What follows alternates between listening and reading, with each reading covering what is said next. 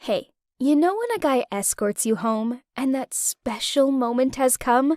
He's looking at you, leans in for a kiss, and you wait for him to finally buzz off? And he will never know that as soon as he turns his back, you're going to run away from that house because it's not even yours. Your house looks so weird that you're ashamed to show it to anyone. If you have never lived in a house that looks more like a barn, don't judge me for what I did. I was prepared to do anything for money and a better life. My father is an alcoholic. There may be no food in the fridge, but there is always a bottle of whiskey. Once, I was going for a walk and asked for some money. Dad handed me 10 cents and told me to go crazy. I wanted to throw it in his face, but I kept it. It reminded me that I want to achieve something in life, and I would succeed, whatever the cost. But I couldn't even manage a TikTok. My classmates called me a bum and a loser in the comments. I was so lonely that I wanted to do something stupid. But instead, I created a new account and put on a mask so that no one would recognize me. But instead of fans, I got my own personal maniac. He demanded that I send him my real photos.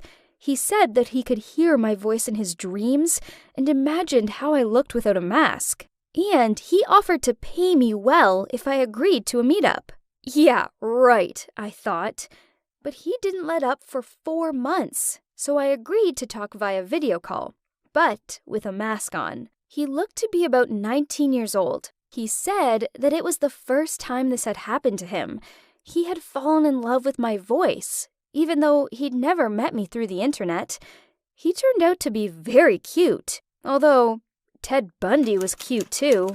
He said he'd give me $1,000 for a date without a mask. I agreed. It was a lot of money for me. It would be enough for the first time I leave my parents. But first, I wanted to make sure he wasn't dangerous. So I came to the cafe earlier and got a table in the corner. He wouldn't know what I looked like, after all. He came with a bouquet and looked even better in real life.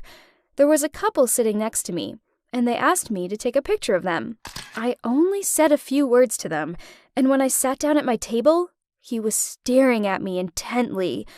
I shivered. I asked for the bill and left. Once out on the street, someone grabbed my arm. It was him. "It's you," he said. I shook my head, and he told me that he was sure because he remembered my voice well. I was shaking all over, and he asked me to walk with him for at least a few minutes.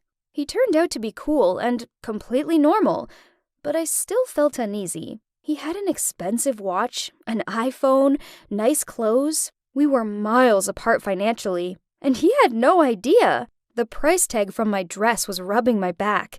I had bought it that morning and was going to return it to the store the next day.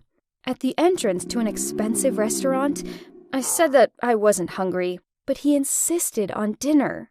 I felt out of place, and when he asked what kind of wine I wanted to accompany the oysters, I could barely resist asking for just a burger and a beer.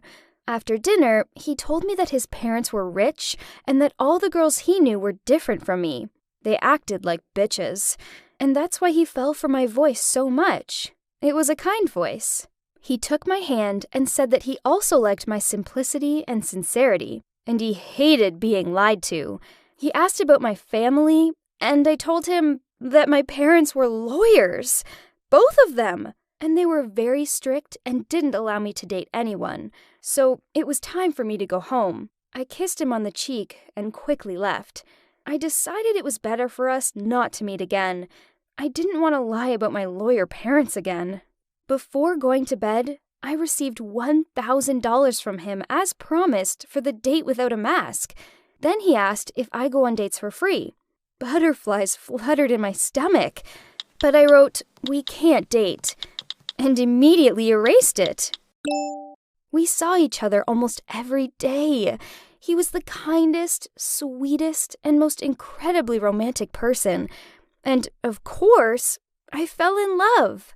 One day, he said that he wanted to meet my strict parents, who wouldn't even let him walk me home.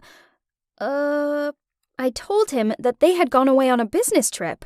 He was delighted. That meant he could come over and finally find out where I lived.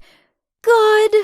I didn't know how to get out of it, and I mumbled something incomprehensible. That offended him. "You're hiding something," he said. It was awful. He thought I had someone else. I couldn't bring myself to tell him the truth to calm him down, and we had a big fight. I was worried that it was the end. But the end of our relationship was even more epic. Dad met me outside after school one day. He could barely stay on his feet and told me to run him out for a bottle. I didn't want to fight, so I agreed. And when I turned around, I saw him. It turned out that he had followed me from school. I knew that was the end. He hated liars above all. I cried all night. The next morning, I sent him a long voicemail where I told him my whole story, but he didn't answer. A week later, and I'm still alone. And then I found a big black bag in the school drawer. The last time, they had put dog excrement in it as a prank on me, but it had $10,000 in it, and a note. "You don't need to wear a mask. I love the real you." It was the happiest day of my life. We talked for a long time, so there were no secrets between us. He forgave me and understood. And now I know for sure that you don't need to lie to a person who is really dear to you. And if you dream about something strongly enough, it will definitely come true. Have your dreams already come true? Thanks for listening to my story.